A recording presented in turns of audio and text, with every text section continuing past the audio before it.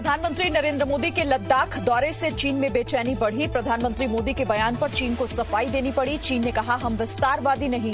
14 में से 12 देशों के साथ शांतिपूर्ण ढंग से सीमा विवाद सुलझा लिया गया। वहीं चीन के विदेश मंत्रालय ने कहा कि दोनों देशों में सैन्य और कूटनीतिक स्तर पर बात हो रही है। कोई भी पक्ष हालात बिगाड़ने वाले कदम न उठाए। प्रधानमंत्री मोदी के लेह दौरे से पाकिस्तान में भी बेचैनी बढ़ी। पीएम मोदी के भाषण के बाद पाकिस्तान के प्रधानमंत्री इमरान खान ने एक उच्च स्तरीय बैठक की। इस दौरान देश की आंतरिक और बाहरी सुरक्षा स्थिति के बारे में बात की गई।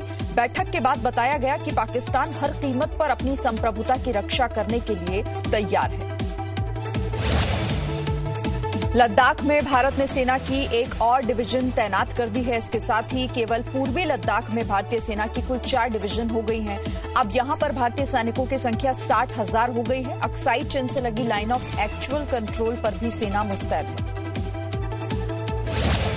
भारत में प्रतिबंध किए गए ऐप को लेकर चीन रणनीतिक तैयारी कर रहा है। चीन के विदेश मंत्रालय ने कहा कि वो इसे लेकर जरूरी कानूनी पहल करेगा। भारत सरकार ने चीन के 59 ऐप पर रोक लगा दी थी, जिनमें से कुछ ऐप काफी लोकप्रिय थे।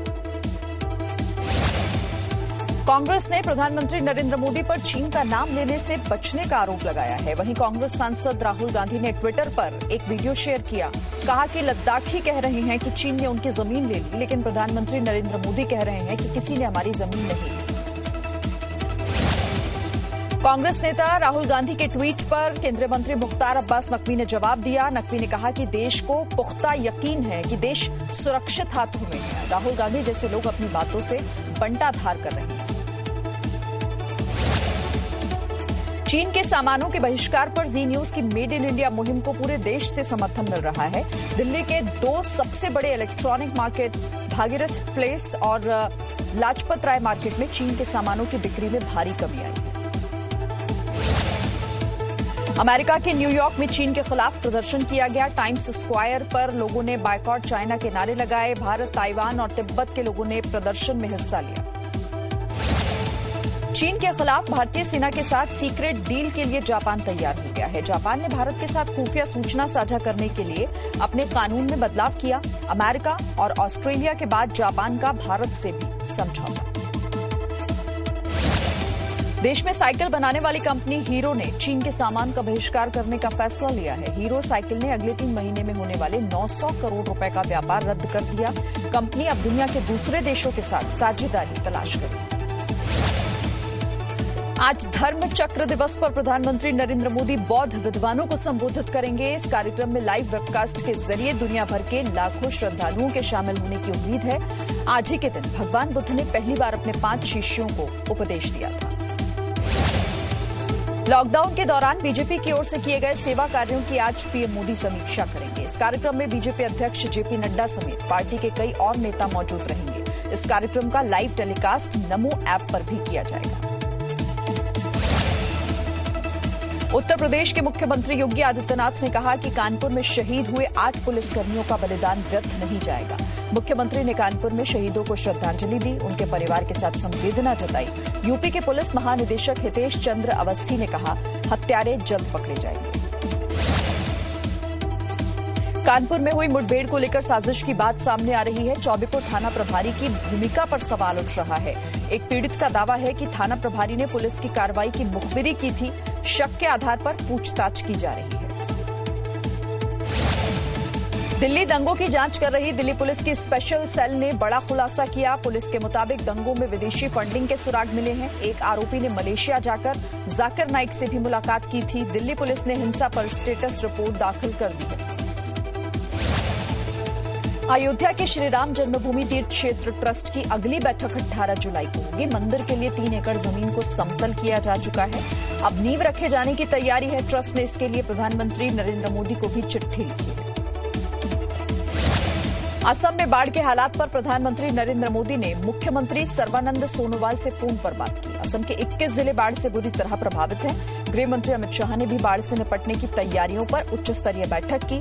सरकारी एजेंसियों के साथ आपदा प्रबंधन एजेंसियों ने भी हिस्सा लिया।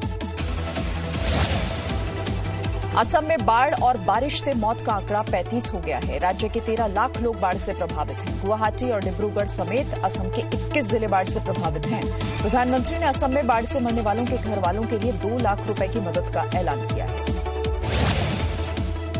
असम के नौगांव जिले में सामाजिक दूरी के नियम तोड़कर सैकड़ों लोग जमा हुए। ये लोग धार्मिक नेता मुफ्ती खैरुल की अंतिम यात्रा में शामिल हुए थे। ज्यादातर लोग बिना मास्क के नजर आए। मुंबई के समंदर में आज 4.57 मीटर ऊंची लहर उठ सकती है। हाईटाइड के खतरे को देखते हुए लोगों से कहा गया है कि वो समंदर से दूर रहें। आपको बता दें कि मुंबई में कल भी तेज बारिश हुई थी, जिसकी वजह से कई इलाकों में पानी भर गया। बिहार के अलग अलग जगहों पर वज्रपात से कल 13 लोगों की मौत हो गई। मौसम विभाग ने बिहार में 48 घंटे का अलर्ट जारी किया। बिहार के प्रभावित जिलों में वैशाली, समस्तीपुर, लखीसराय, बांका, गया और जमुई शामिल हैं। अर्जेंटीना में कोरोना से ठीक हुए लोग अपना प्लाज्मा डोनेट कर दूसरे लोगों की जान बचाने का काम कर रहे हैं। इस काम को करने के लिए लोग दूर दराज के इलाकों से कोविड सेंटर्स पर पहुंच रहे हैं। लोगों का कहना है कि दूसरों की जान बचाने से अच्छा कुछ भी नहीं। पाकिस्तान के पंजाब राज्य में ट्रेन हादसे में 29 लोगों की मौत हो गई। मारे गए लोगों में ज्यादातर सिख यात्री हैं। ये सभी लोग गुरुद्वारा सच्चा सौदा से लौट रहे थे। शेखुपुरा के फर्रुखाबाद में बिना बैरियर वाले रेल क्रॉसिंग पर पैसेंजर ट्रेन और वैन में टक्कर हुई। प्रधानमंत्री नरेंद्र मोदी ने हादसे पर शोक जाहिर किया।